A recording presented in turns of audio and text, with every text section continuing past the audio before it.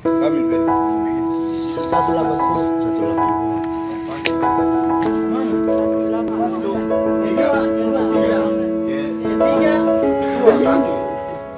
Nanti kok kali ke Pemiliknya. Satu. lebar. Satu. Sama-sama punya tanam.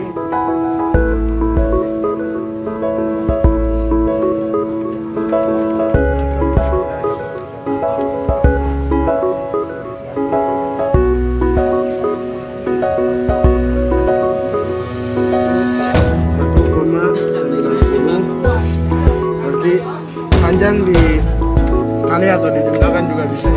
Jadi panjang ditambah lebar. Jadi 89 ditambah dengan 190. Jadi pada pagi hari ini kami bersama Pak Anwar, guru kami, guru matematika, kami sedang mengukur lahan panjang dan lebar lahan. Dan kami sudah menjumlahkan. Ini kami sudah sekarang ada di lahan kebun. Kita selesai mengukur dan kami ingin kembali ke sekolah, lalu kami akan review di hari Selasa.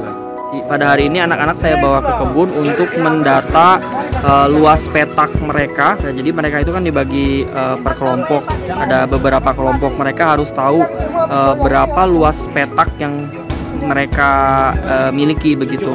Apa kaitannya dengan masalah di Papua? Jadi di Papua itu biasanya orang tidak memikirkan atau tidak tahu berapa luas sebenarnya kebun yang mereka miliki, sehingga ketika terjadi perselisihan dia hanya menilai lahan atau tanah yang mereka miliki dengan perkiraan gitu. Jadi semacam tidak ada standar yang baku. Jadi anak-anak di sini mulai diperkenalkan bahwa tanah itu punya nilai atau punya harga dan dia dilihat dari luasnya.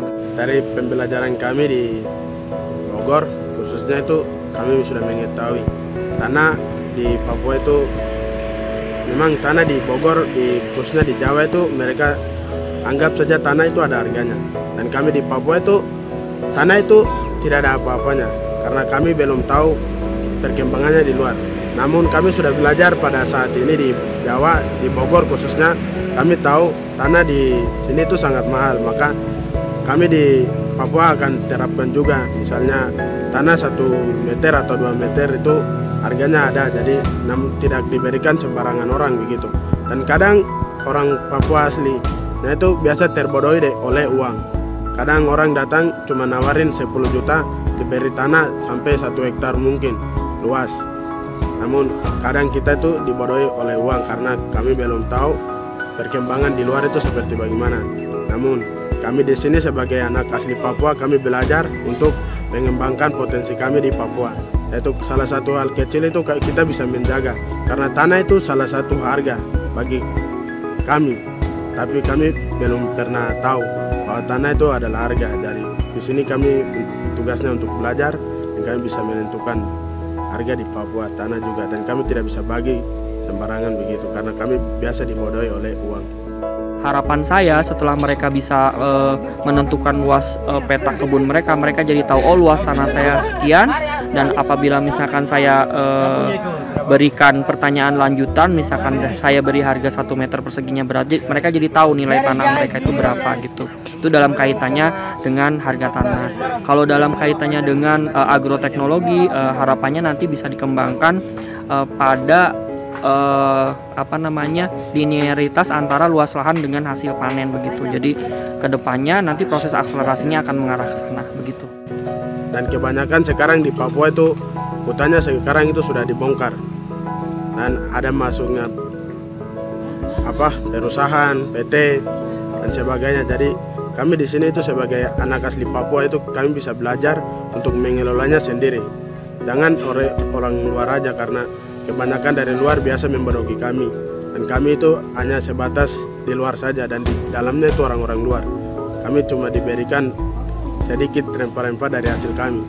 Kami mau supaya kami belajar dan kami bisa menikmati hasil kami itu sepenuhnya dengan tenaga kami, supaya kami bisa membagikannya kepada anak dan cucu-cucu kami, karena kami Papua masih ada generasi yang akan datang, bukan cuma kami saja. Dari alam kita itu harus jaga karena kami mempunyai kekayaan yang sangat luar biasa.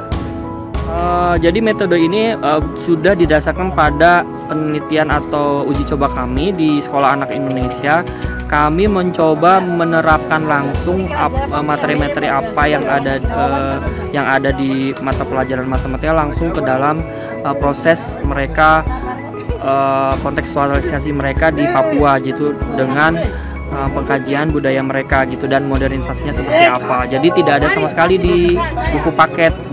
Jadi kita langsung aja bahwa anak-anak dihadapkan dengan masalah dan bagaimana penyelesaiannya. Contoh tadi misalkan ada beberapa petak tanah yang di luar jangkauan meteran. Nah, kita pancing supaya anak-anak itu berpikir kreatif gitu dan berkolaborasi dengan kelompoknya bagaimana mengatasi masalah itu begitu. Jadi benar-benar hasil dari pengembangan kami di Sekolah Anak Indonesia gitu, supaya anak-anak benar-benar langsung dihadapkan dengan permasalahan dan mencari solusinya begitu.